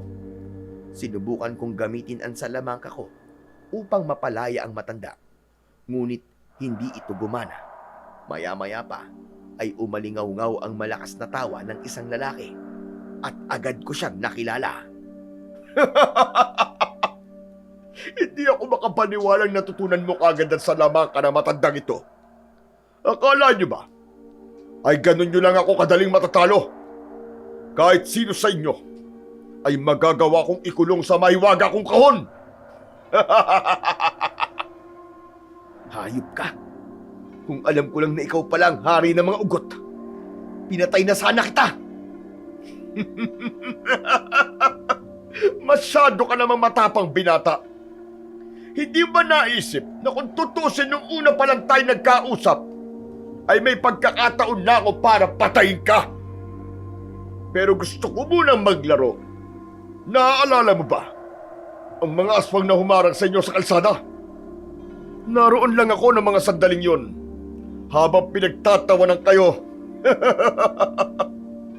Walang iya ka! Halimaw ka talaga! Pakawalan mo ang kapatid ko! At tayong dalawa maglaban! Huwag kang mag-alala, Daria. Malapit na rin ang katapusan mo. Dahil ang kapatid mo mismo ang papatay sa'yo. Hindi mangyayari yun! Dahil ang magkapatid hindi nagpapatayan. Ikaw ang dapat na mag-alala, hayop ka. Dahil malapit na ang katapusan mo! Sinong tatapos sa akin? Ikaw? Ipapakita ko sa'yo kung ano ang kaya kong gawin at wala kang panama sa kapangyarihan ko! Toro, mag-iingat ka! Nagpapalit na siya ng anyo! Saka ko lang napansing nakikipaglaban na rin sa mga aswang si Otep. Gamit ang kanyang tubo. Si Daria naman, hinarap niya ang mga yanggaw na lumalapit kina Lolo Buloy at Alex. Samantalang ako naman ay pinagmamasdang mabuti ang unti-unting pagbabago sa anyo ni Tarman bilang aswang na ugot. Lumitaw ang malalagari nitong mga ngipin at ipinakita niya sa akin ang kapangyarihan niyang lumikha ng kulay itim na kahon. Inihagis niya ito sa akin, ngunit naging maagap ako sa pag-iwas. Matagal kong hinintay ang pagkakataong ito. Ang makaharap ang taong papatay daw sa akin. Sinadya kong sirain ang baryong ito upang sila mismo ang maghanap sa'yo. Hayop ka! Ipapakita ko sa'yo na nagkamali ka ng pagpapabalik mo sa akin dito dahil matutupad ang propesiya. Ako mismo ang papatay sa'yo! Umikot ako ng mabilis at hinagupit ko ng kadena ang hari ng mga aswang na si Tarman. Ngunit mabilis siya naglaho at paglitaw niya, tumama ang kanyang kamao sa tiyan ko. Napaatras ako. Kakaiba ang sakit na nararamdaman ko ng mga sandaling yon. Para bang may liyabe ang kamao niya sa sobrang tigas. Sa pagtingin ko ulit sa kinaroroonan ni Tarman, nakataas ulit ang kamay niya. Sa pamamagitan ng kanyang orasyon, lumitaw ang kahon sa palad niya at ibinato niyang muli ito sa akin na agad ko namang binasag sa pamamagitan ng paghataw ng kadena ko. Sumabog ang malakas na liwanag na kumuha naman sa atensyon ng mga aswang para pagtulungan nila akong atakihin. Ngunit nasunog ang kanilang katawan nang tamaan sila ng kadena ko. Dahil abala ko sa pakikipaglaban, hindi ko naiwasan ang pagbaon ng kuko ni Tarman sa aking tiyan. Ramdam na ramdam ko ang pagpulit ng laman ko. Kaya napasigaw ako dahil sa labis na sakit.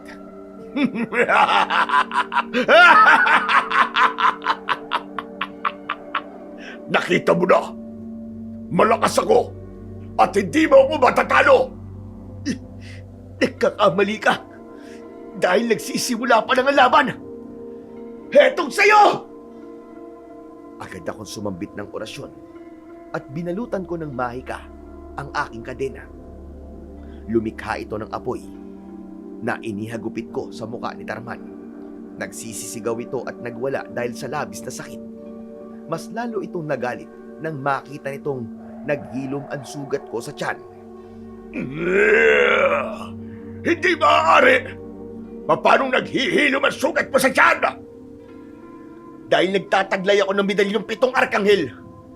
Kaya wala ka ng kawala, hayop ka. Mamamatay ka na ngayon! Talaga?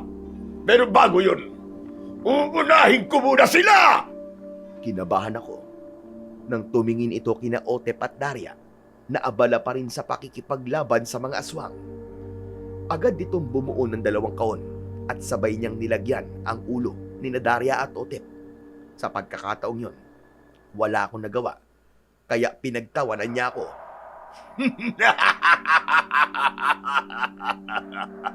Mahina ka talaga, nilalang.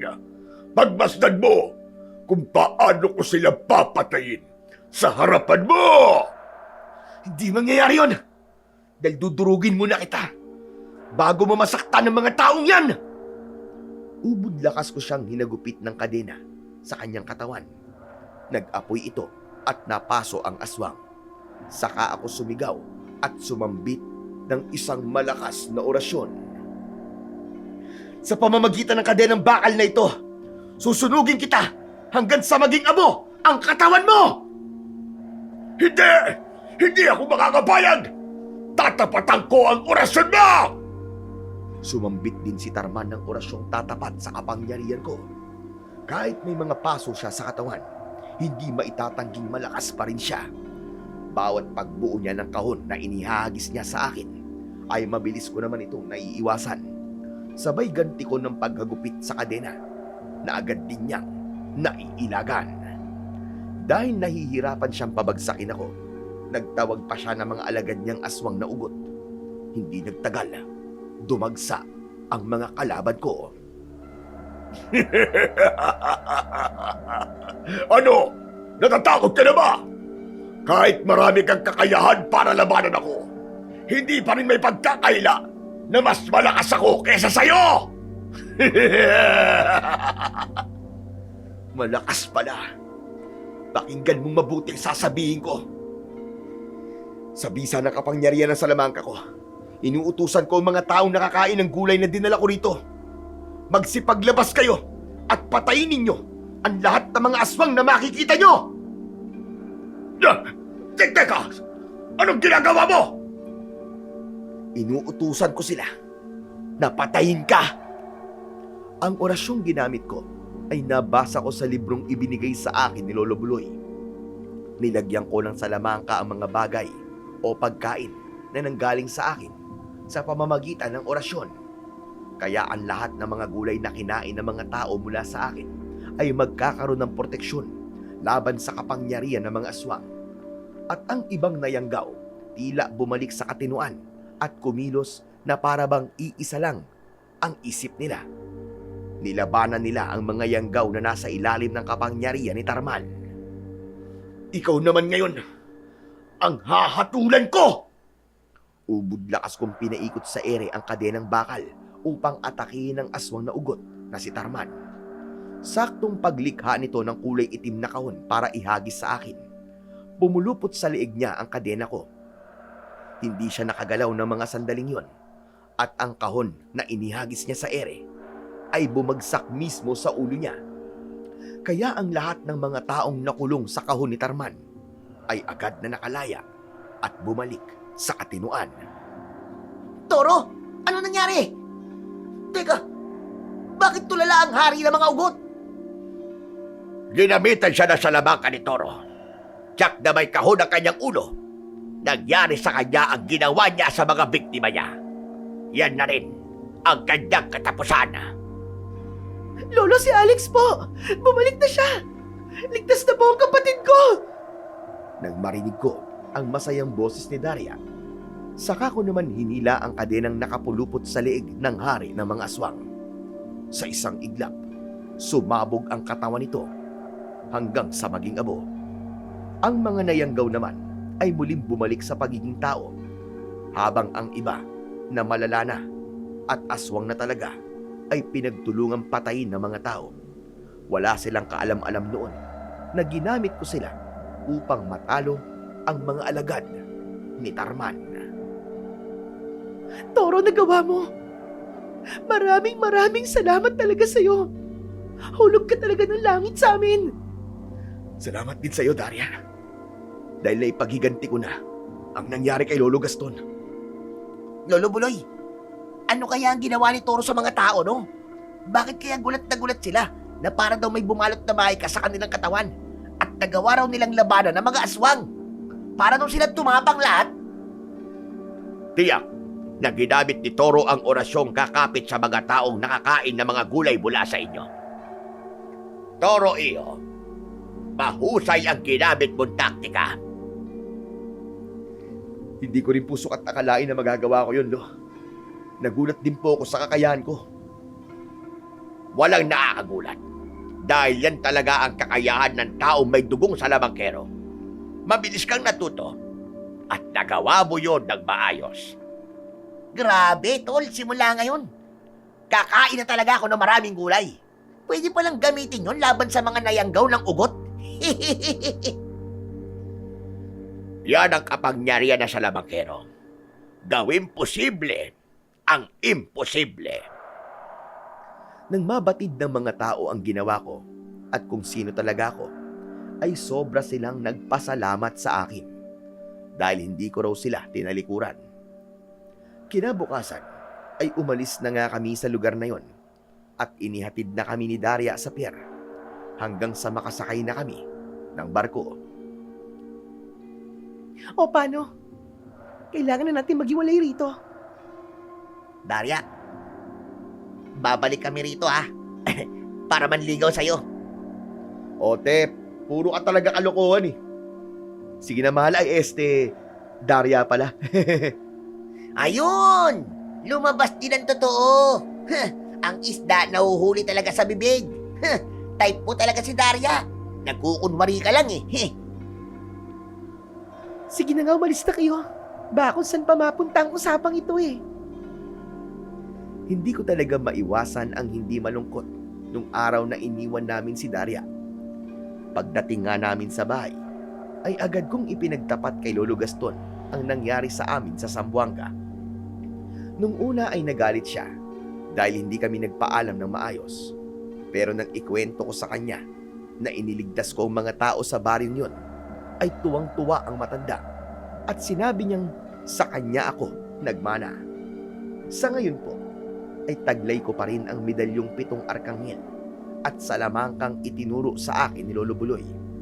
Ngunit kailangan ko tong itago sa mga tao upang maiwasan ang malaking kaguluhan tungkol sa kakayahan ko. Ang natutunan ko sa mga nangyari sa amin noon, hindi sa lahat ng pagkakataon ay kailangan nating pairalin ang katapangan. Kailangan mag-isip ng tamang taktika upang makaligtas sa kapahamakan. Palagi ring tatandaan na huwag magdadalawang isip na magbigay ng tulong sa kapwa, lalo na kung kaya mo namang ibigay yon sa kanila. Dahil gaano man kalayo ang biyahe natin, hindi ang medalyon o salamangka ang maaasahan natin, kundi ang Panginoong Diyos na palaging gagabay sa atin saan man tayo magpunta. Hanggang dito na lamang po ang kwento ko, Sir Blair. Muli, maraming salamat po sa inyong mga tagapakinig. Lubos na gumagalang, Toro. Maraming salamat po sa walang sawa niyo pong pakikinig at pagsuporta sa aking YouTube channel na The Voice Addict. Hanggang sa muli, mga idol.